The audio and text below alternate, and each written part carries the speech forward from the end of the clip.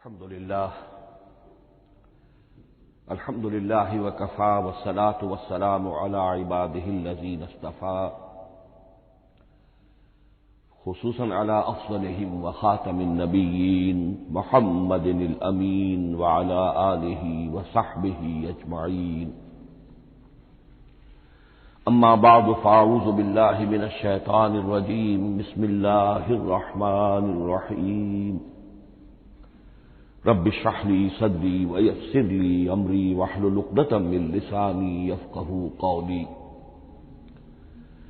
اللهم ربنا آنس وحشتنا في قبورنا وارحمنا بالقرآن العظيم.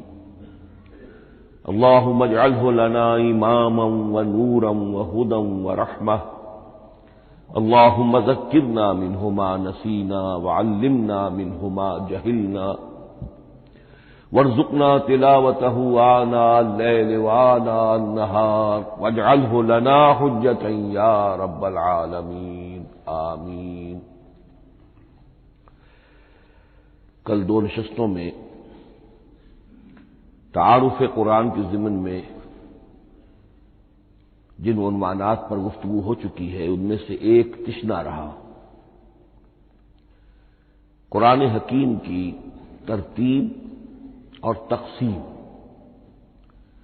اس کی تدوین کے بارے میں گفتگو ہماری مکمل ہو چکی تھی کہ قرآن حکیم کی تدوین 3 مراحل میں مکمل ہوئی. اولاً خود حضور صلی اللہ علیہ وسلم نے اللہ تعالی ہی کے حکم سے قرآن مجید کو مرتب کر دیا اور اس مرتب شکل میں امت کو منتقل کیا. ترتیب معین ہو چکی تھی لیکن وہ کتابی شکل میں ما بین الدفتین جمع نہیں ہوا. اس کے بعد دوسرا مرحلہ آیا حضرت ابوبکر صدیق رضی اللہ تعالی عنہ کے عہد خلافت کے دوران، جب بہت سے حفاظ شہید ہو گئے جنگ یمامہ میں تو تشویش پیدا ہوئی کہ قرآن حکیم کو کتابی شکل کے اندر مرتب بھی کر لیا جائے، جمع کر لیا جائے.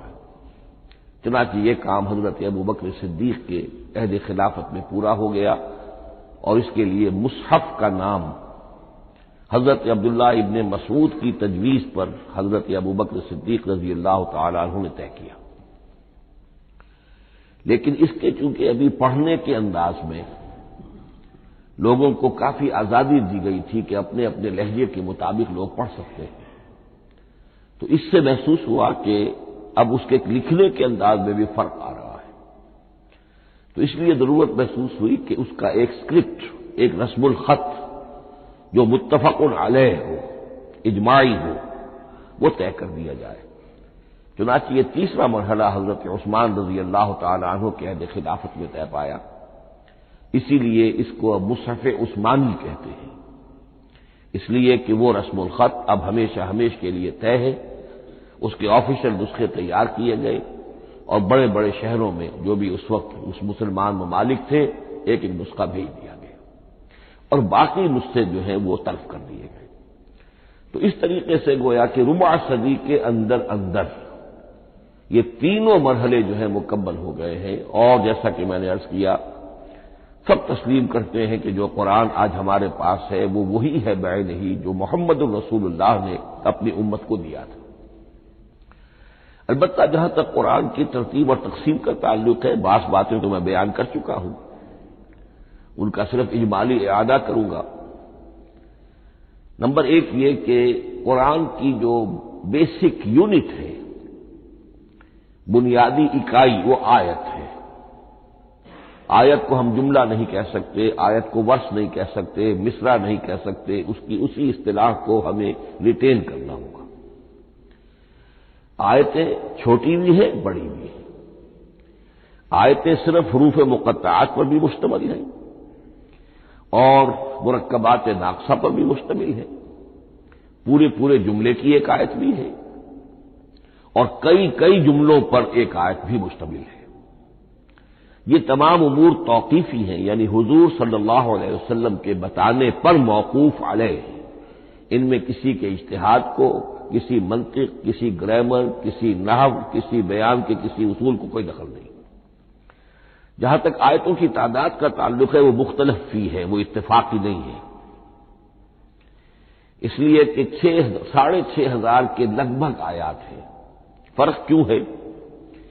ایک بڑا فرق تو اس وجہ سے واقع ہو جاتا ہے کہ تمام سورتوں کے آغاز میں جو آیت بسم اللہ لکھی ہوئی ہے اس کے ضمن میں ایک اختلاف ہے کہ آیا ہر مرتبہ اس آیت کو کاؤنٹ کیا جائے یا نہ کیا جائے۔ صرف ایک سورت ہے سورہ توبہ جس کے شروع میں آیت بسم اللہ نہیں ہے، باقی 113 سورتوں کے آغاز میں بسم اللہ لکھی ہوئی ہے۔ تو بعض حضرات اس کو سمجھتے ہیں کہ یہ کاؤنٹ نہیں کی جائے گی، بلکہ یہ تو در حقیقت صرف سورتوں کے درمیان فصل اور فرق قائم کرنے کے لیے یہ آیت بسم اللہ لکھ دی گئی ہے۔ تو آپ سمجھیے کہ جو اس پہ اختلاف ہوگا تو 113 کی عدد کا فرق تو اسی سے واقع ہو جائے گا۔ بعض اور مقامات پر بھی آیات کی تعداد میں قدر اختلاف ہے وہ روایات ہی کی بنیاد پر، کسی شخص کو خود یہ حق حاصل نہیں ہے کہ وہ اس میں کوئی فرق کر سکے، تبدیلی کر سکے۔ بہرحال 6,500 کے لگ بھگ آیات ہے قرآن حکیم کی۔ آیتیں مل جل کر سورتوں کی شکل میں ہیں، ان کی تعداد متفق علیہ ہے 114۔ سورت سور سے بنا ہے، سور کے معنی فصیل ہے، گویا کہ ہر سورت جو ہے وہ اللہ تعالی کے علم، معرفت، حکمت کا ایک شہر ہے۔ سورتوں میں آیات کے باہمی ربط کے حوالے سے اس کے معنی کے اندر اور اس کی حکمتوں کے اندر اضافہ ہوتا ہے، ربط آیات۔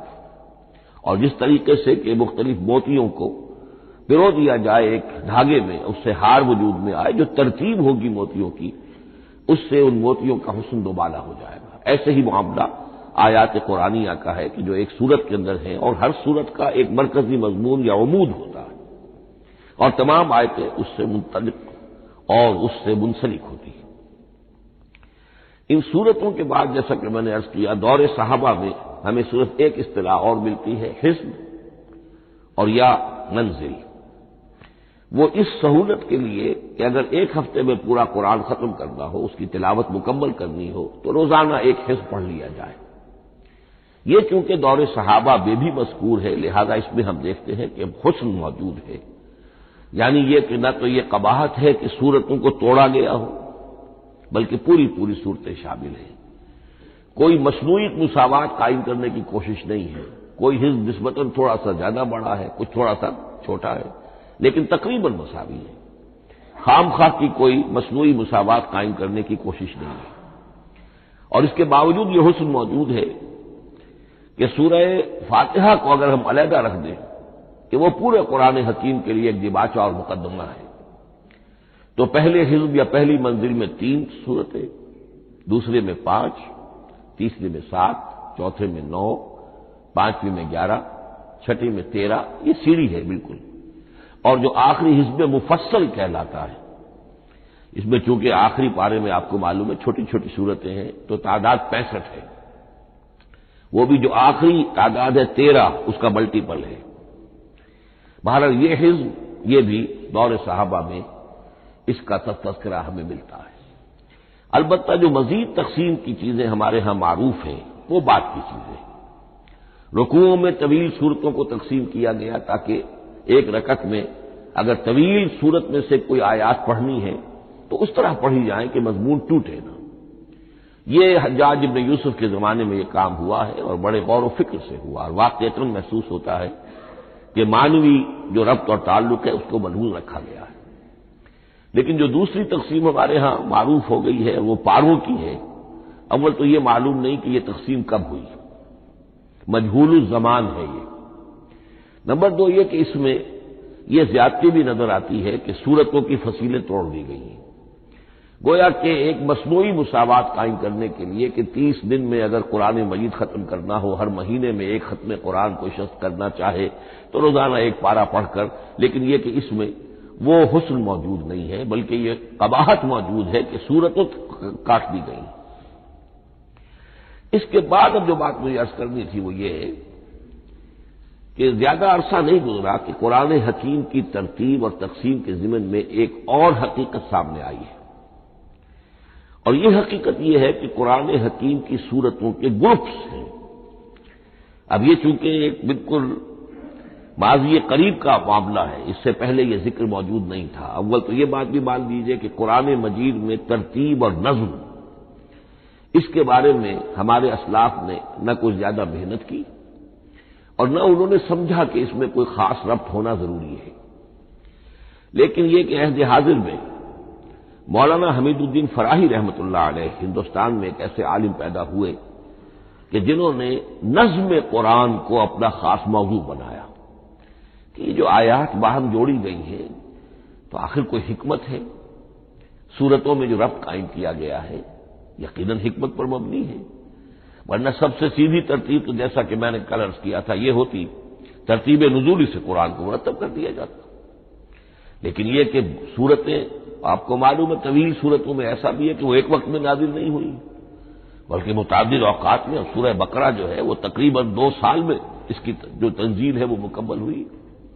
تو پھر کچھ آیتوں کو جوڑنا، کس کو کہاں رکھنا ہے، کس کو کہاں رکھنا ہے، تو یہ حضور صلی اللہ علیہ وسلم نے خود کیا ہے، اللہ تعالیٰ کے حکم سے کیا ہے، تو یہ چیزیں حکمت سے خالی تو نہیں ہو سکتی۔ تو انہوں نے اس کو خاص اپنا موضوع بنایا اور ان کے سامنے بعض حقائق آئے ہیں، وہ حقائق ہیں جو اب میں آپ کے سامنے بیان کر رہا ہوں۔ اس میں ایک اشکال ہو سکتا ہے، اسے میں چاہتا ہوں کہ پہلے رفع کر دوں کہ یہ چیز اگر ہمارے اسلاف کے نظر میں نہیں آئی اور ان کی توجہ ادھر نہیں ہوئی تو یہ تو گویا کہ ایک بڑی مشکوک سی بات ہوگی۔ قرآن مجید کے علم کے ضمن میں گویا کہ متقدمین کے فہم پر ہمیں کچھ تان کرنا ہوگا، لیکن یہ بات درست نہیں ہے۔ قرآن مجید ایک ایسی کتاب ہے جس کے بارے میں خود حضور نے جو فرمایا لا تنقضی عجائبہ، اس قرآن کے عجائب کبھی ختم نہیں ہوں، ولا یخلق عن کثرت الرد، بار بار کے پڑھنے سے اس پر کوئی پرانا پن، کوئی بوسیدگی طاری نہیں ہوگی، ولا یشبع منہ العلماء، اور کبھی اہل علم اس سے سیری محسوس نہیں کریں گے۔ تو قرآن مجید لا تنقضی عجائبہ، جیسے جیسے دنیا آگے بڑھ رہی ہے، تمدن آگے بڑھ رہا ہے، علم انسانی جو ہے مادی فزیکل سائنسز کا علم آگے بڑھ رہا ہے، قرآنی حقائق اور مبرہن ہو رہے ہیں، اور واضح ہو رہے ہیں، اور نکھر رہے ہیں۔ بہت سی باتیں ہمارے اسلاف کے علم میں نہیں آ سکتی تھی، اس لیے کہ ابھی انسانی معلومات کا دائرہ بہت ہی محدود تھا۔ ذوالقرنین کون تھے؟ اب چونکہ تاریخ مفسرین کے علم میں نہیں تھی تو سکندر اعظم کو سمجھا گیا کہ ذوالقرنین ہے، حالانکہ سکندر کی شخصیت اور ذوالقرنین کی وہ شخصیت جو قرآن میں بیان ہوئی ہے دونوں میں کوئی مناسبت ہے ہی نہیں۔ اسی طریقے کا معاملہ یہ کہ نظم قرآن کا ایک پہلو کہ جو ابھی پوری طریقے سے آشکارا نہیں ہوا تھا، یہ دور وہ ہے کہ جس میں اللہ کی فضل و کرم سے وہ بات بھی اب کھل کر سامنے آئی ہے، اور اس سے در حقیقت توثیق ہو رہی ہے حضور کے اس فرمان کی کہ لا تنقضی عجائبہ، اس کے عجائب کبھی ختم نہیں ہوں گے۔ انسان محنت کرے گا، کوشش کرے گا، یہ ہیروں کی ایک ایسی کان ہے جس میں سے اور ہیرے نکلتے چلے جائیں گے۔ اس کے ضمن میں ایک بات تو میں نے آپ سے کل عرض کر دی تھی اور آج پھر بھی کہی ہے، سورتوں میں بھی ایک ربط ہے، آیات جو سورتوں کے اندر جوڑی گئی ہیں، پھر سورتیں اکثر و بیشتر جوڑوں کی شکل میں ہیں۔ اس کے کچھ مثالیں بھی کل میں نے آپ کو دی تھی۔ قرآن مجید کی ایک آیت مبارکہ ہے وَمِن كُلِّ شَيْءٍ خَلَقْنَا زَوْجَيْنِ لَعَلَّكُمْ تَعْقِلُونَ یا لَعَلَّكُمْ تَذَكَّرُونَ، مجھے پوری طرح یاد نہیں ہے۔ ہم نے ہر شے کو جوڑوں کی شکل میں پیدا کیا، اگرچہ اس کو چونکہ قرآن مخلوق نہیں ہے ہم اس پر اس کا اطلاق نہیں کریں گے، لیکن من كُلِّ شَيْءٍ خَلَقْنَا زَوْجَيْنِ اس میں اس قدر کیٹیگوریکل سٹیٹمنٹ ہے کہ معلوم ہوتا ہے کہ یہ اصول اتنا اللہ تعالیٰ کے ہاں اتنا پسندیدہ ہے کہ قرآن مجید کی صورتوں میں بھی یہ صورتوں کے بھی جوڑوں کی شکل میں ہونا یہ بہت ہی اظہر من الشمس ہے۔ بعض جگہوں پر تو اظہر من الشمس ہے، بعض جگہوں پر ذرا تدبر کر کے بات معلوم ہوتی ہے۔ البتہ کہیں کہیں آپ کو نظر آئے گا کچھ منفرد صورتیں بھی ہیں، اور ان میں سے بعض یا جب دوران ترجمہ یہ چیزیں آئیں گی تو اب میں صرف اس وقت حوالہ دے سکوں گا، بڑی تیزی سے ہمیں چلنا ہوگا۔ اس وقت میں چاہتا ہوں کہ ذہن میں یہ حقائق بیٹھ جائیں۔ بعض جگہوں پر آپ دیکھیں گے 3 صورتوں کے گروپ ہیں، ان میں سے 2 کے مابین تو نسبت زوجیت کامل ہے، بلکہ یہ سمجھ لیجئے نسبت زوجیت کہتے کس کو ہے؟ 2 چیزیں مل کر کسی مقصد کی تکمیل کریں، ان دونوں میں ایسی نسبت ہونی چاہیے ریسیپروکل کہ وہ ایک دوسرے کی تکمیل کے لیے اور کسی مقصد کے حصول کے لیے ان کے مابین ایک تعلق قائم ہو، یہ زوجیت ہے۔ اسی طریقے سے قرآن مجید میں جب صورتیں آتی ہیں جوڑوں کی شکل میں، تو کسی مضمون کا ایک رخ وہ ایک صورت میں آ جائے گا، اس کا دوسرا رخ دوسری صورت میں آ جائے گا، اور دونوں مل کر، جسے ہم کہتے ہیں تصویر کے دونوں رخ، وہ رخ مکمل ہو جائیں گے، بات پوری ہو جائے گی۔ البتہ بعض جگہوں پر ہے کہ تین صورتوں کے سب گروپس ہیں۔ میں اس معاملے میں گروپ کا لفظ ریٹین کر رہا ہوں، اس لیے کہ قدیم تو یہ تصور تھا نہیں، جدید اصطلاح ہے، تو اس میں چونکہ اب بہت سے الفاظ انگریزی زبان کے اب اردو میں آ گئے ہیں کہ اس کی جگہ کوئی اور بہت ہی کوئی کوشش کر کے لفظ آیا جائے تو وہ شاید زیادہ عام فہم نہیں ہوگا، یا عام فہم ہے۔ تو گروپس اور سب گروپس، چھوٹے گروپ بڑے گروپ، تو یہ چھوٹے گروپ جو ہے تین صورتوں کے، ان میں سے دو کے مابین تو نسبت زوجیت بتمام و کمال ہوگی، اور تیسرے کی حیثیت ضمیمے کی ہوگی۔ اس کی مثالیں بعد میں آئیں گی۔ البتہ یہ جو ضمیمے ہوتے ہیں خود ان کے، یا جو دوسری منفرد صورتیں ہیں، خود ان میں آپ کو فصل کے ساتھ نسبت زوجیت مل جائے گی۔ اس سے آگے چلیے، اب اصل ہے وہ شے جس کو میں آج چاہتا ہوں بیان کرنا۔ قرآن حکیم کی صورتوں کی ایک گروپنگ اس اعتبار سے سامنے آئی، کچھ صورتیں مکی، پھر مدنی، پھر مکی، پھر مدنی، پھر مکی، پھر مدنی، پھر مکی، پھر مدنی۔ ایسا کیوں ہے؟ بڑی قابل غور بات ہے، اس میں کوئی حکمت ہے؟ اور عجیب بات یہ سامنے آئی، اس اعتبار سے بھی قرآن کے 7 گروپ بنتے ہیں، ہر گروپ میں ایک یا ایک سے زائد مکی صورت، اور پھر ایک یا ایک سے زائد مدنی صورتیں، ایک گروپ پورا ہو گیا۔ دوسرے گروپ میں پھر ایک یا ایک سے زائد مکی صورت، پھر ایک یا ایک سے زائد مدنی صورتیں، وہ پھر گروپ مکمل ہو گیا۔ یہ گروپ بھی قرآن حکیم میں 7 ہے۔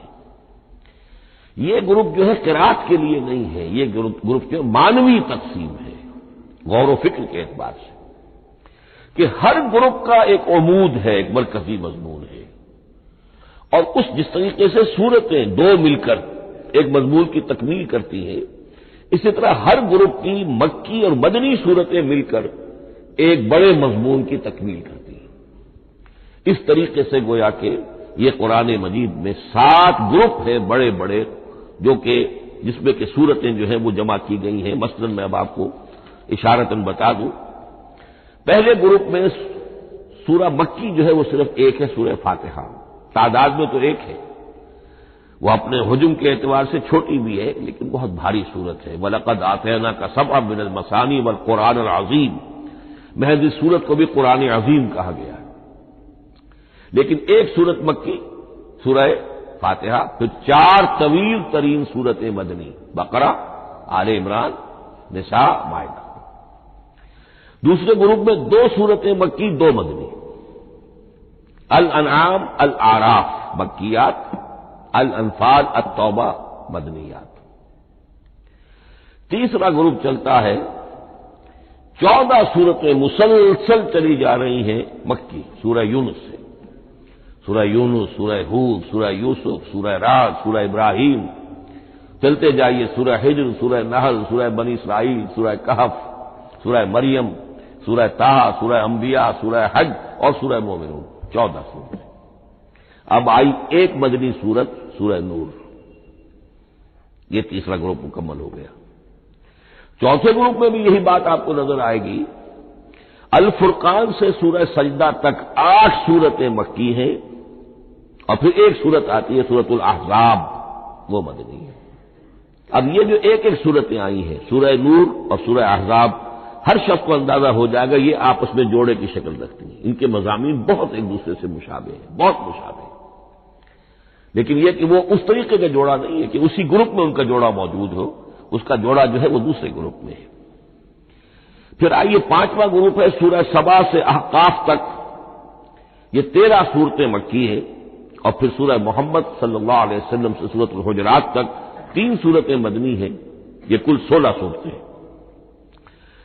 چھٹے گروپ میں سورہ قاف سے سورہ واقعہ تک 7 صورتیں، یہ مکی ہے، اور سورہ حدید سے سورہ طلاق تک 10 صورتیں مدنی ہیں، یہ 17 صورتیں ہیں۔ آخری جو ہے وہ سورۃ الملک سے سورۃ الاخلاص تک 46 صورتیں اور سورہ معوذتین جو ہے یہ 2 ہے کہ جو مدنی ہے. بعض کا اس میں اختلاف ہے، وہ میں بعد میں عرض کروں گا، لیکن جو میری رائے ہے وہ میں آپ کے سامنے رکھ رہا ہوں. اس طریقے سے یہ 7 گروپ جو ہے قرآن مجید میں سورتوں کے وجود میں آئے. ہر گروپ کا ایک مرکزی مضمون ہے. مثلا پہلے گروپ کا مرکزی مضمون شریعت ہے. سورہ فاتحہ میں اہدنا الصراط المستقیم، اے اللہ ہمیں سیدھا راہ دکھا، سیدھے راستے کی ہدایت بخش. اب وہ سیدھا راستہ کیا ہے؟ شریعت خداوندی، شریعت الہی. اور شریعت مکمل ہو جاتی ہے ان 4 صورتوں میں. شریعت محمدی کا جو بلو پرنٹ ہے، ابتدائی خاکہ جو ہے وہ آپ کو سورہ بقرہ میں ملے گا، اور اس کی جو تکمیلی صورتیں ہیں، تکمیلی احکام ہے، وہ سورہ مائدہ. اس کے علاوہ اس گروپ میں جو زیادہ زور ہے وہ سابقہ امت مسلمہ سے گفت و شنید. سابقہ امت مسلمہ میں یہودی اور نصارہ دونوں شامل ہیں. اب ان پر جرح بھی ہے، ان پر تنقید بھی ہے، ان کو ملامت بھی ہے، ان کو ان کی قرارداد جرم ان کے خلاف جو ہے وہ بھی دی گئی ہے. اور پھر یہ کہ ان کو معزول کر کے اور نئی امت کو اس مقام پر نصب کرنے کا اعلان ہے، اور ان کو بڑی زوردار دعوت ہے کہ اب محمد پر ایمان لاؤ اور قرآن پر ایمان لاؤ صلی اللہ علیہ وسلم. یہ پہلا گروپ ہے. اسی طریقے سے ہر گروپ کا اب یہ ساتھ ساتھ جب ہم چلیں گے تو میں تفصیل کے ساتھ بیان کرتا جاؤں گا کہ اس گروپ کا یہ مرکزی مضمون ہے، اور اس طور سے یہ صورتیں آپس میں ایک دوسرے کے ساتھ مربوط ہیں. ان گروپوں میں آپ نے دیکھا ہوگا کہ پہلے اور آخری گروپ ان کی ایک ریسیپروکل سی صورت ہے کہ پہلے گروپ میں مکی صورت صرف ایک چھوٹی سی اور مدنی صورتیں 4-6 پارے سے زائد پر پھیلی ہیں، جبکہ آخری گروپ میں سارے دونوں پارے جو ہے سورہ ملک سے شروع ہو کر مکی صورتوں پر مشتمل ہے.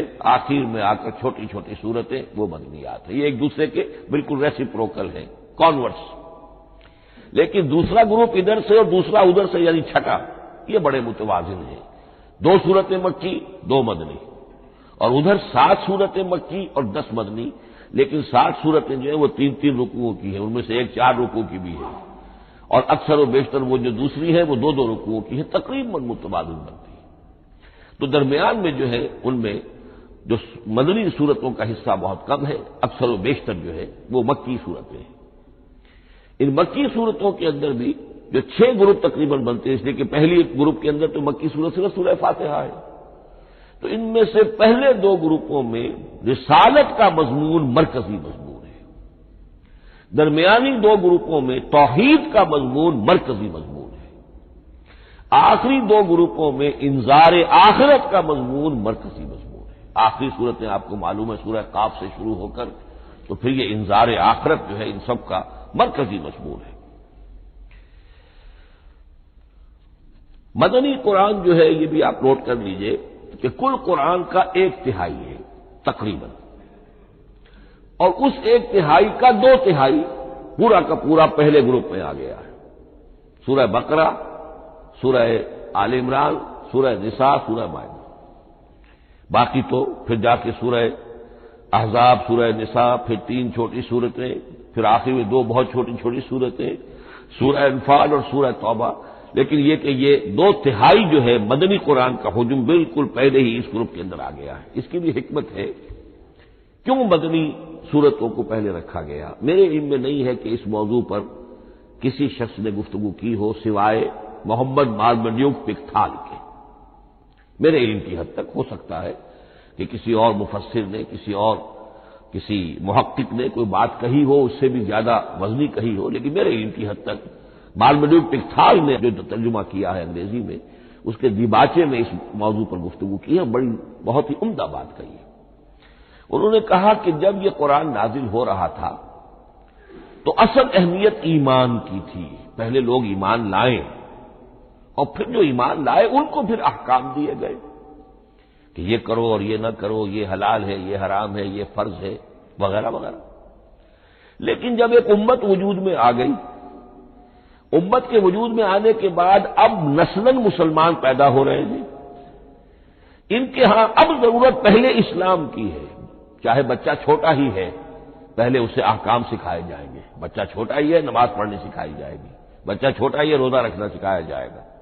تو امت کے اس طرح تشکیل پا جانے کے بعد اب اصل اہمیت جو ہے وہ احکام کی ہو گئی ہے. احکام اب مقدم ہے اور ایمان کا معاملہ جو ہے وہ اس کے بعد مؤخر ہے.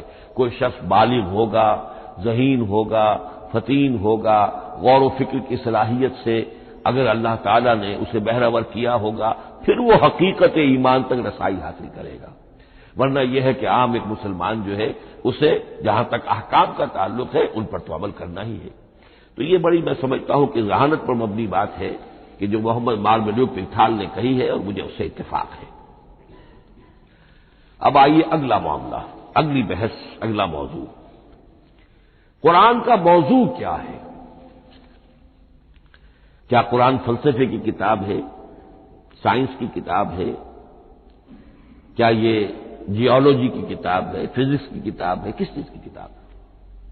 تو پہلی بات یہ سمجھیے، قرآن کا موضوع ہے انسان، لیکن انسان کی اناٹمی نہیں، انسان کی فزیولوجی نہیں، انسان کی اینتھروپولوجی نہیں، کچھ نہیں، انسان کی ہدایت. یہ ہدایت کا لفظ بنیادی ہے قرآن مجید کے لیے. چنانچہ دیکھیے ذرا نوٹ کر دیجیے، سورہ بقرہ کے شروع ہی میں ھدی للمتقین، پھر اس کے وسط میں ھدی للناس. سورہ یونس میں فرمایا ھدی ورحمۃ للمؤمنین. سورہ لقمان میں فرمایا ھدی ورحمۃ للمحسنین. سورۃ البقرہ اور نمل میں فرمایا ھدی وبشریٰ للمؤمنین. آل عمران میں وموعظۃ للمتقین، ھدی وموعظۃ للمتقین. پھر 3 مرتبہ الہدی هو الذی ارسل رسولہ بالہدی ودین الحق لیظہرہ علی الدین کلہ. الہدی، ہدن نکرہ ہے، الہدی معرفہ ہو گیا، یعنی ہدایت کاملہ، ہدایت تامہ، ہدایت ابدی. اسی طرح سورۃ النجم میں فرمایا وَلَقَدْ جَاءَهُم مِّن رَّبِّهِمُ الْهُدَىٰ. سورۃ الجن میں وَإِنَّا لَمَّا سَمِعْنَا الْهُدَىٰ آمَنَّا بِهِ. سورہ بنی اسرائیل میں وَمَا مَنَعَ النَّاسَ أَن يُؤْمِنُوا إِذْ جَاءَهُمُ الْهُدَىٰ. سورہ بنی اسرائیل میں بھی یہ الفاظ آئے، سورہ کہف میں بھی آئے. تو قرآن کا موضوع ہے ہدایت، اور اس کو اب ذہن میں رکھیے کہ انسان کے علم کے 2 گوشے ہیں. علم انسانی 2 حصوں میں منقسم ہے. ایک حصہ ہے فزیکل ورلڈ کا علم، جو حواس کے ذریعے سے حاصل ہوتا ہے، مادی حقائق ان کا علم. حواس خمسہ، ہمارا دیکھنا، سننا، سونگنا، چکھنا، چھونا، یہ تمام صلاحیتیں ہیں، ان سے کچھ معلومات حاصل ہوتی ہیں، اور عقل کا یہ کمپیوٹر ان کو پروسیس کرتا ہے، اس سے نتائج نکالتا ہے، نتائج نکال کے سٹور کر لیتا ہے. پھر مزید کوئی معلومات حواس کے ذریعے سے حاصل ہوتی ہیں، اب ان کو وہ پھر پروسیس کر کے جو سابق میموری سٹورڈ ہے اس کے ساتھ ریکنسائل کر کے کوئی اور نتیجہ اخذ کرتا ہے. اس طرح رفتہ رفتہ رفتہ رفتہ انسان کا یہ علم بڑھتا چلا جا رہا، اور ہم نہیں کہہ سکتے کہ ابھی اور کہاں تک جائے گا. آج سے چند سو سال پہلے بھی انسان تصور نہیں کر سکتا تھا کہ انسانی علم وہاں پہنچ جائے گا جہاں آج پہنچ چکا ہے. اس علم کا وحی سے کوئی تعلق نہیں، اس علم کا تعلق ہے ان علم اسماء سے جو حضرت آدم میں ودیعت کر دیے گئے تھے بالکل شروع میں. سورہ بقرہ کا 4واں رکوع جو ہے اس کے شروع میں ذکر ہے وَعَلَّمَ آدَمَ الْأَسْمَاءَ كُلَّهَا. اللہ نے آدم کو تمام نام سکھا دیے. اور اس کے آخر میں ذکر ہے جب آدم کو اور حوا کو حکم دیا گیا کہ اب زمین میں جا کر اور وہاں کا چارج سنبھالو، تو فرمایا وَإِمَّا يَأْتِيَنَّكُم مِّنِّي هُدًى فَمَن تَبِعَ هُدَايَ فَلَا خَوْفٌ عَلَيْهِمْ وَلَا هُمْ يَحْزَنُونَ. وہ علم ہدایت ہے. یہ 2 چیزیں بالکل علیحدہ ہیں. علم اسماء در حقیقت یوں سمجھیے کہ جیسے آم کی گٹھلی میں پورا آم کا درخت ہوتا ہے، وہی تو گٹھلی ہے جو آپ زمین میں دباتے ہیں، پھر اگر پانی وہاں پڑتا ہے، زمین میں روئیدگی بھی ہے، وہ گٹھلی پھٹے گی، وہ جو اس میں سے دو پتے نکلیں گے، وہ پتے اوپر بڑھیں گے، درخت بنے گا۔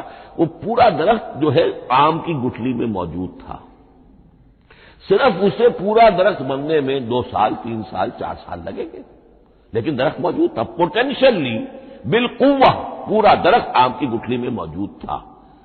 ایکچولی بالفعل وہ آم کا درخت جو ہے کئی سال کے اندر وجود میں آیا۔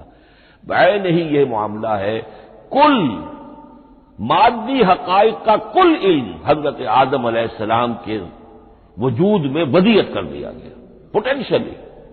اب اس کی ایکسفولیشن ہو رہی ہے، وہ بڑھتا جا رہا ہے، برگ و بار لا رہا ہے۔ اور یہ علم جو ہے اس کا تعلق، جیسا کہ میں نے عرض کیا، آسمانی ہدایت سے نہیں ہے۔ اب یہ خود رو پودا ہے، بڑھتا چلا جا رہا ہے، اور کہاں تک پہنچے گا؟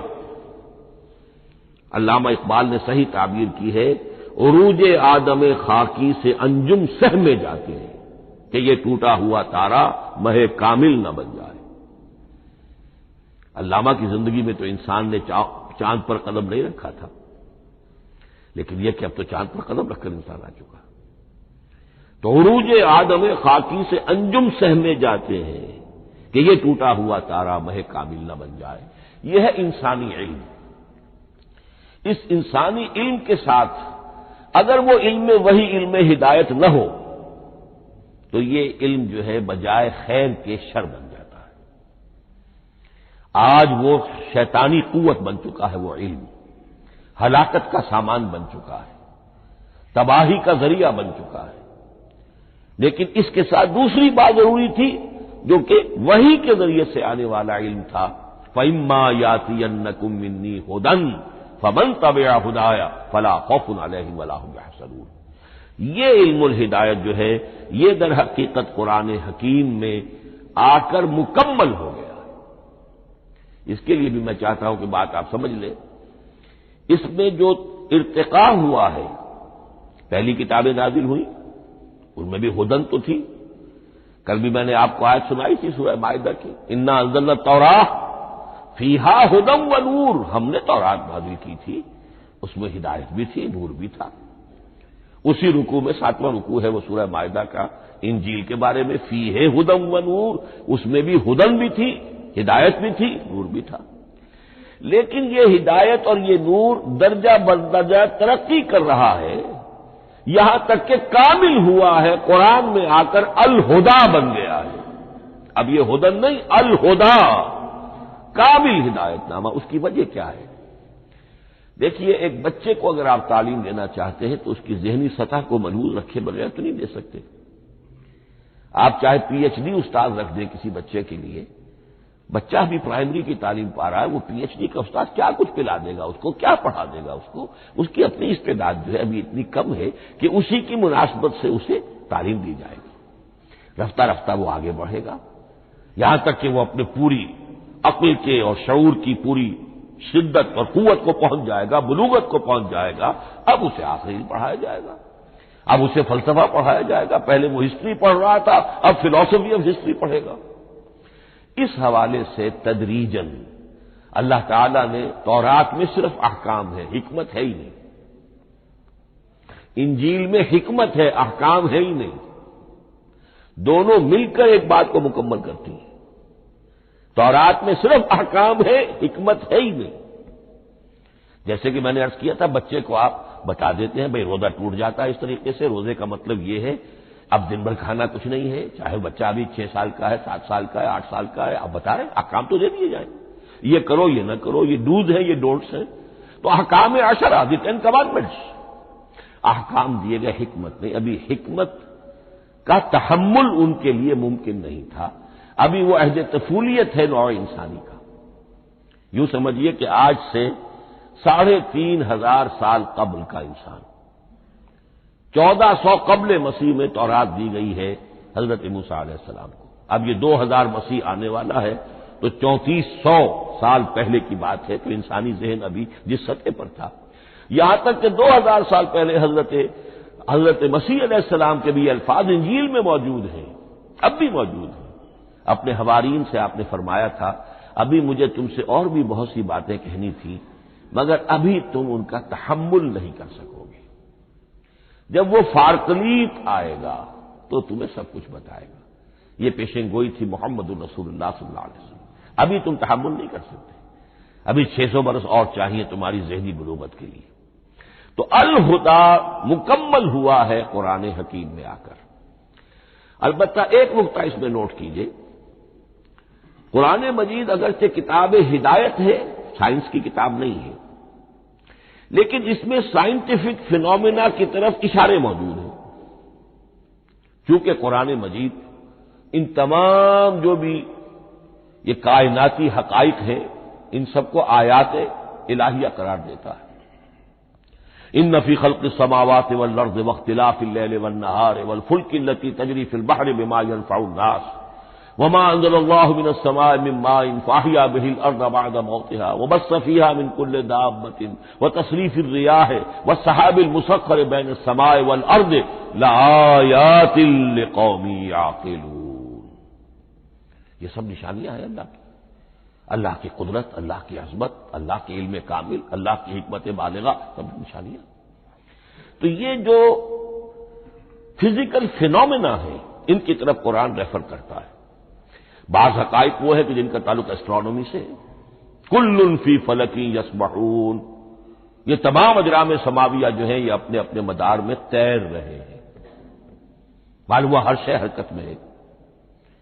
انسان پر تو ایک دور ایسا گزرا ہے وہ یہ سمجھتا تھا زمین ساکن ہے اور سورج حرکت کر رہا ہے. پھر ایک دور آیا کہا نہیں سورج ساکن ہے، زمین حرکت کرتی ہے، اس کے لیے چکر لگاتی ہے.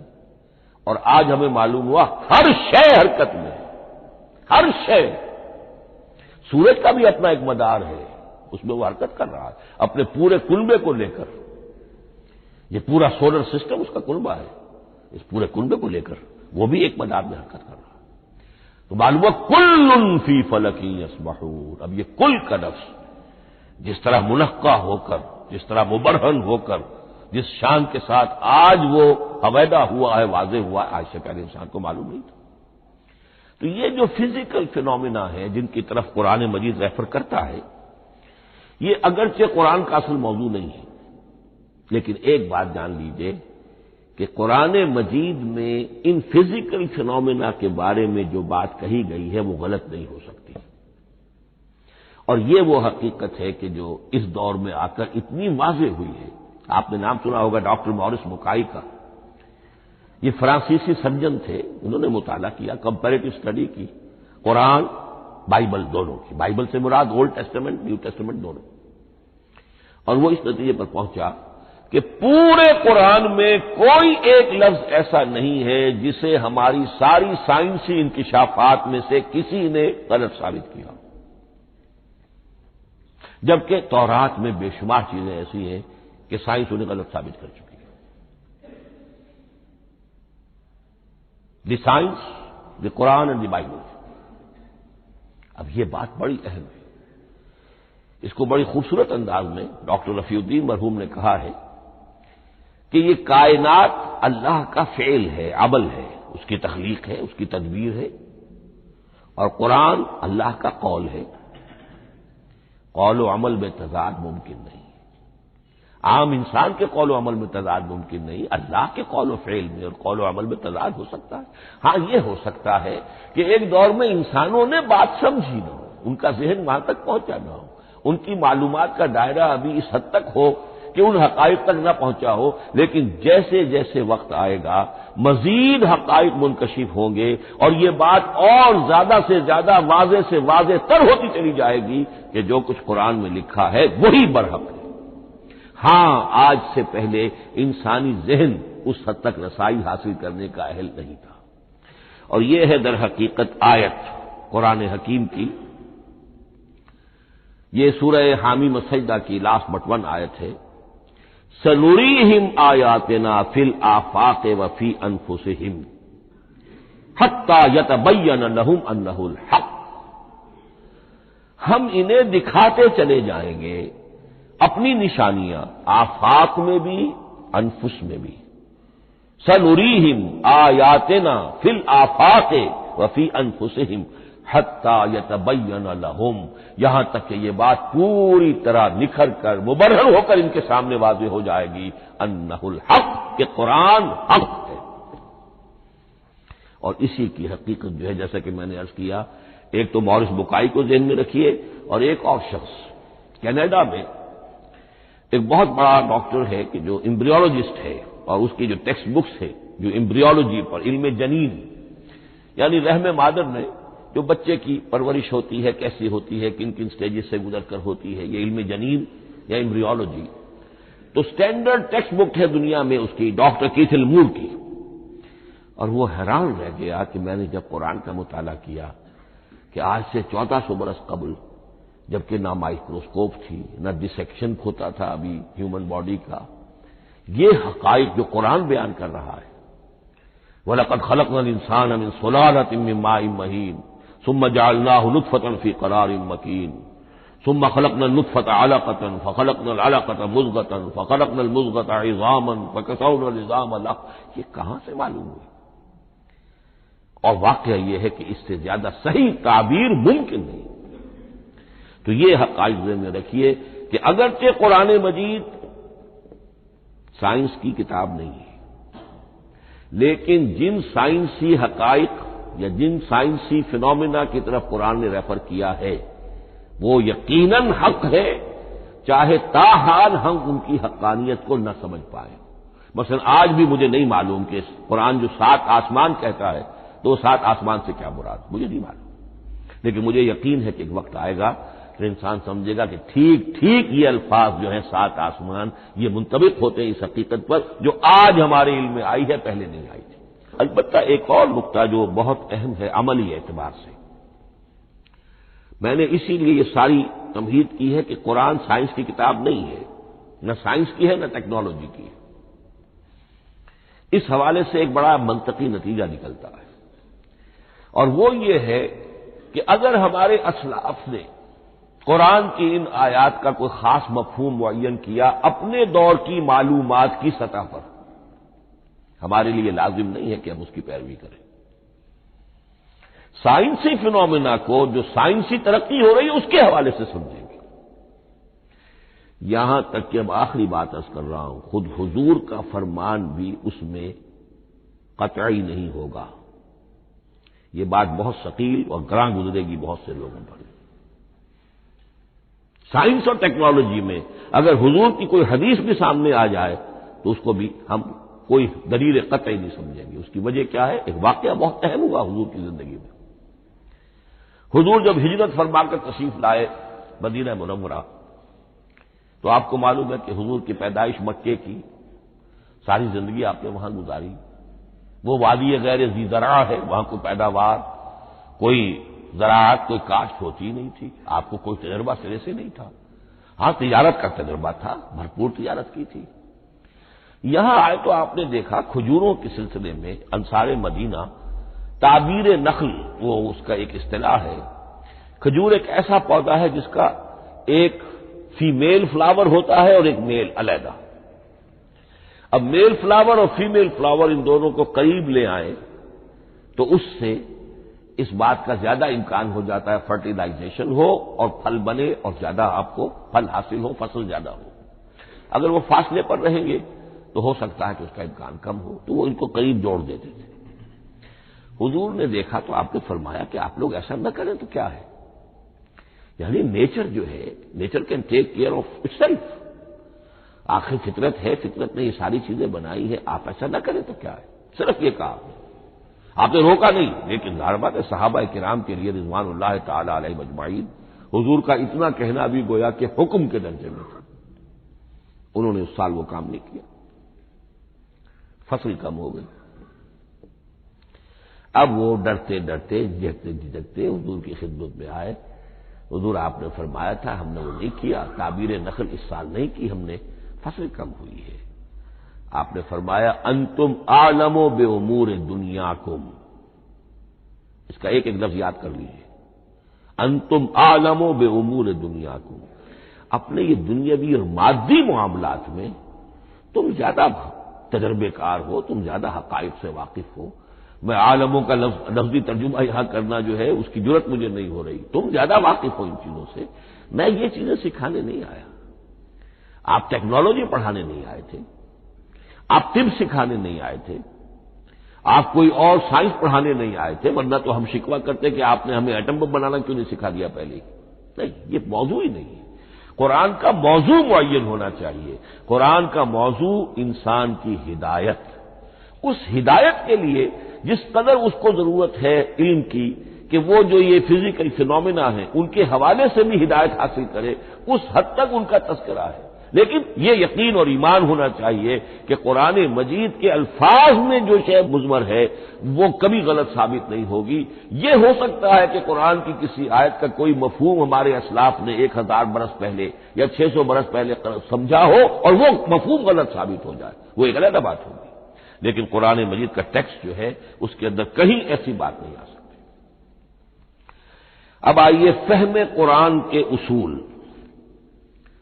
ظاہر بات ہے کہ اس موضوع پر اصول تفسیر پر کوئی مجھے تفصیلی اس وقت گفتگو کرنے کا موقع تو نہیں ہے، البتہ یہ کہ 7 گنتی کر کے چیزیں نوٹ کر لیجئے کہ جس سے قرآن مجید کے فہم میں سہولت حاصل ہوگی۔ پہلی بات وہ جو کسی درجے میں پہلے بھی سامنے آ چکی ہے، قرآن کا اسلوب استدلال منطقی نہیں ہے، فطری ہے۔ ایک ہوتا ہے منطق کی گتھیوں سے اور منطق کے اصولوں سے اور منطق کی دلیلوں سے بات ثابت کی نہیں۔ قرآن فطرت انسانی کے مطابق بات کرتا ہے۔ ایک ان پڑھ شخص بھی قرآن کو اپنے سے دور یا اپنے آپ کو قرآن سے دور نہیں سمجھے گا اگر ذرا سا وہ قرآن کو سمجھ سکتا بس۔ لیکن یہ ہے کہ قرآن مجید کا جو اسلوب ہے وہ تو یہ کہ منطقی نہیں ہے، فطری ہے، یا اس میں اگر ایک لفظ کا اضافہ کیا جائے خطابی ہے۔ خطابی کیا ہوتا ہے؟ جو میں کل عرض کر چکا ہوں، خطبے کی ایک شان ہوتی ہے، وہ دلیل کے ساتھ ساتھ جذبات سے بھی اپیل کرتا ہے، اور اس میں آپ کو ایک اپنے باطن میں جھانکنے کی دعوت دی جاتی ہے۔ تم ذرا اپنے باطن میں جھانک کر دیکھو۔ بعض آیات ایسی ہیں، بڑی پیاری آیات ہیں، افی اللہ شک فاطر السماوات والارض، بس کیا اللہ کی ہستی میں بھی کوئی شک ہو سکتا ہے جو آسمان اور زمین کا پیدا کرنے والا ہے؟ غور کرو، سوچو۔ یہ صرف آپ کے دروں بینی، آپ کو اپنے اندر جھانکنے کی دعوت ہے۔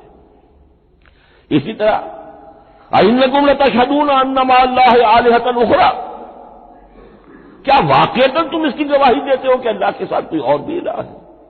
یہ گویا کہ کسی کے آنکھوں میں آنکھیں ڈال کر پیئرسنگ آئیز کے ساتھ کسی سے سوال کرنا، کیا واقعی؟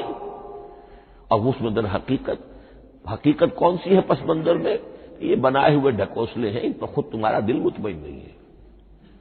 تم کہتے تو ہو یہ ہمارا عقیدہ ہے اور یہ ہماری بات ہے اور یہ ہمارا موروثی عقیدہ ہے، ھذا ما وجدنا علیہ آباءنا، ہم نے آباء، لیکن واقعتاً غور تو کرو، کیا واقعی تم گواہی دیتے ہو کہ اللہ کے سوا کوئی اور الہ بھی موجود ہے؟ اس کو آپ کہیں گے خطابی انداز۔ نمبر 2، قرآن حکیم میں 2 طرح کی آیات ہیں، محکمات اور متشابہات۔ یہ سورہ آل عمران کے شروع میں یہ بہت اہم مضمون جو ہے وہ آ گیا ہے۔ هو الذی انزل علیک الکتاب منہ آیات محکمات ہن ام الکتاب واخر متشابہات، آل عمران آیت نمبر 7۔ اب یہ جو متشابہات ہیں یہ کون سی ہیں اور محکمات ہیں وہ کون سی ہیں، اس کو ذہن میں رکھیے۔ نمبر 1، محکم قطعی، تمام جتنی بھی آیات احکام ہیں وہ محکم، یہ کرو یہ نہ کرو، یہ جائز یہ حرام، آیات احکام محکم، اسی ایک مادے سے لفظ بنا ہے یہ محکم بھی اور احکام حکم۔ البتہ عالم غیب کی ساری خبریں متشابہات میں سے، عالم غیب ہو، عالم ارواح ہو، عالم برزخ ہو، عالم آخرت ہو، ان کے تمام حقائق یہ متشابہات میں سے، ان کو ہم حقیقتاً سمجھ نہیں سکتے، ہمارا تجربہ ہی نہیں، ہمارا وہ مشاہدہ ہی نہیں۔ جیسا کہ ایک حدیث میں آیا ہے جنت کی جو بھی نعمتیں ہیں، ایک تو وہ نعمتیں جن کا ذکر قرآن میں ہے اور ان الفاظ میں ہے جن سے ہم واقف ہیں. اب ان میں تو یہ ہے کہ حور و قصور اور پھل اور یہ اور دودھ اور شہد اور وغیرہ وغیرہ وغیرہ وہ چیزیں ہم جانتے ہیں. تو وہ بھی حق ہے، ایسے ہی ہوں گی اتوب ہی متشابہہ، لیکن یہ صرف نزل ہے، یہ تو ابتدائی مہمان نوازی ہے. نزل من غفور رحیم. جو اصل ضیافت ہونی ہے اہل جنت کی، اس کے بارے میں فرمایا وہ نعمتیں ملیں گی ما لا عین رات ولا اذن سمعت وما خطر علی قلب بشر، جو نہ کسی آنکھ نے کبھی دیکھی، نہ کسی کان نے کبھی سنی، نہ کسی انسان کے دل پر ان کا خیال تک وارد ہو. انہیں ہم کیا سمجھیں گے؟ تو عالم برزخ، عالم آخرہ، عالم غیب، عالم ارواح، ان کی تمام چیزوں کو ہم آیات متشابہات میں سمجھیں گے. البتہ یہ جو سائنٹیفک فینومینا والی باتیں ہیں مادی علوم کی، ان میں یہ ہے کہ متشابہ اور محکم ہونے کا معاملہ بدلتا چلا جا رہا ہے. جب تک وہ ہمارا سائنسی علم وہاں تک نہیں پہنچا تھا وہ آیت ابھی متشابہ تھی، سمجھ میں نہیں آ رہی تھی. لیکن اب جب کہ وہ بات وہاں پہنچ گئی اور کھل گئی بات، اب معلوم ہوا کل فی فلک یسبحون. اب یہ آیت محکمات میں آ گئی. اب یہ وہ بات نہیں رہی کہ جس کا صحیح مفہوم سمجھنا ہمارے لیے مشکل ہو. تیسری بات، تفسیر اور تعویل میں کیا فرق ہے؟ تفسیر کا عام طور پر لفظ استعمال ہوتا ہے لفظی طور پر، الفاظ کی بحث، نحوی بحث، قواعد گرامر جو ہے ان کے حوالے سے جو بحث کی جائے گی وہ تفسیر ہے. اور اس کی اصل حقیقت اور مدلول کو سمجھنے کی جو کوشش کی جائے گی وہ تعویل ہے. تو یہ دو الفاظ جو ہیں یہ مختلف ہوں گے، تفسیر اور تعویل. نمبر 4، تعویل عام اور تعویل خاص. یہ بہت اہم موضوع ہے. دیکھیے قرآن مجید نازل ہوا ایک خاص ٹائم اینڈ سپیس پس منظر میں.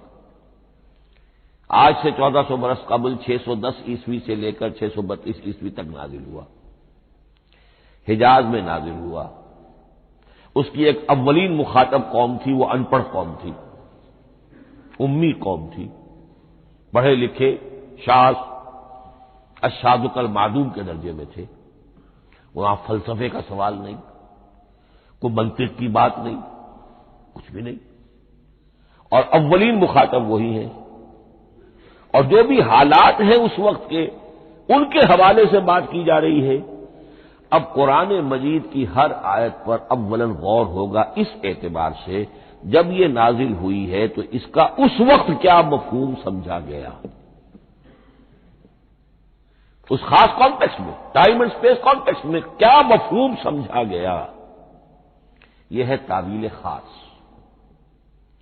لیکن اب دوسری طرف دیکھیے یہی کتاب ہدایت ہے ابد الآباد تک کے لیے. اسی کتاب کو 20ویں صدی عیسوی کے انسان کے لیے بھی ہدایت نامہ بننا ہے. اگر دنیا طویل ہے اور 500 برس تک ہے تو 25ویں صدی عیسوی کے انسان کے لیے بھی ہدایت نامہ یہ کتاب بننی ہے. یہ عرب کے امیین کے لیے ہدایت نامہ تھی تو ایران کے فلسفیوں کے لیے بھی تو ہدایت نامہ تھی. لہذا ان الفاظ کے اندر یہ قرآن کے اعجاز کا وہ پہلو ہے جو بہت نمایاں ہے کہ ان الفاظ کے اندر کہ جو ایک خاص کانٹیکسٹ میں نازل ہوئے اور اس وقت ان کا ایک معین مفہوم سمجھا گیا، انہی میں وہ عموم بھی موجود ہے کہ اسی سے ہمیشہ کے لیے ہدایت اخذ کی جا سکتی ہے. اس کو ہم کہیں گے تعویل عام.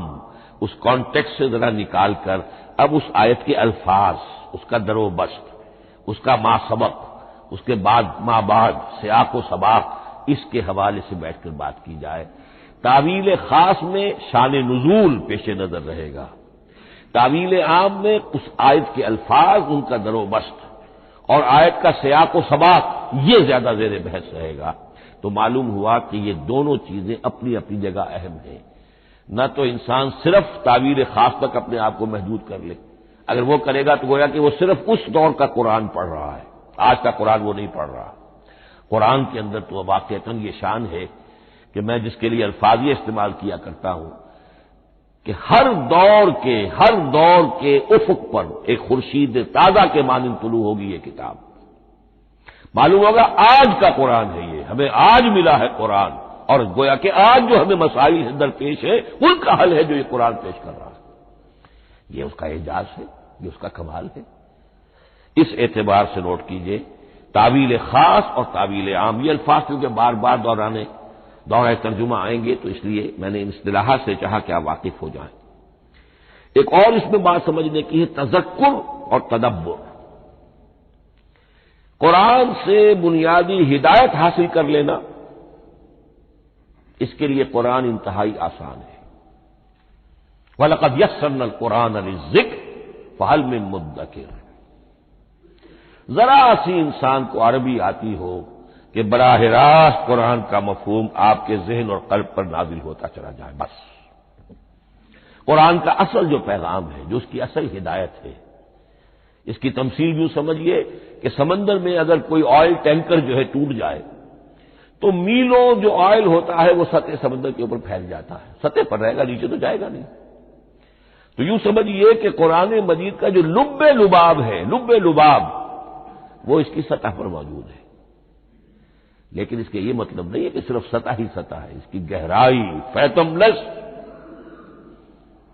اس کی گہرائی وہ ہے کہ جس کی کوئی حد نہیں۔ اب اس کے لیے تعمق، گہرائی میں غوطہ نہیں کرنا، قرآن میں ہو غوطہ زن اے مرد مسلمان، اس کے اعتبار سے یہ دنیا کی مشکل ترین کتاب، اچھی طرح سمجھ لیجیے، اس کی تہ تک پہنچنا ممکن ہی نہیں۔ غلطی سے ہم کبھی کبھی کسی شخص کی مدح کرتے ہوئے کہہ دیتے ہیں فلاں شخص کو قرآن پر بڑا عبور حاصل ہے۔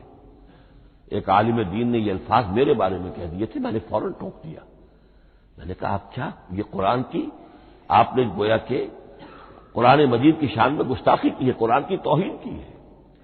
عبور کہتے ہیں ایک کنارے سے دوسرے کنارے کو چلے جانا، دریا عبور کر دیا، قرآن کے کنارے ہے ہی نہیں، یہ ناپیدا کنار سمندر ہے، اس سمندر کا کوئی کنارہ نہیں، نہ اس کی گہرائی اور نہ اس کے کنارے۔ لہذا پوری زندگی کوئی امام راضی ہو، کوئی زمخشری ہو، کوئی ہو، پوری زندگی کھپا کر بھی وہ یہ نہیں کہہ سکے گا کہ میں نے قرآن مجید کو بتمام و کمال سمجھ لیا ہے۔ معاذ اللہ معاذ اللہ معاذ اللہ، ناممکن۔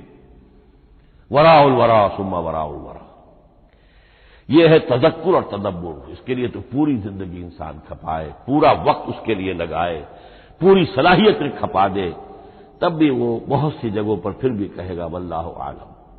امام راضی کو بھی نہ معلوم کتنے مقامات پر جا کر یہ کہنا پڑا ہے کہ اللہ بہتر جانتا ہے۔ اعلم ان ھذا المقام مقام غامض عمیق محیب، یہ مقام تو بہت محیب ہے، پرہیبت ہے، بہت گہرا ہے، بہت غامض ہے۔ امام راضی کہہ رہے ہیں، 30 جلدوں میں تفسیر لکھنے والا شخص۔ بارک اللہ لی ولکم فی القرآن العظیم ونفعنی وإیاکم بالآیات والذکر الحکیم۔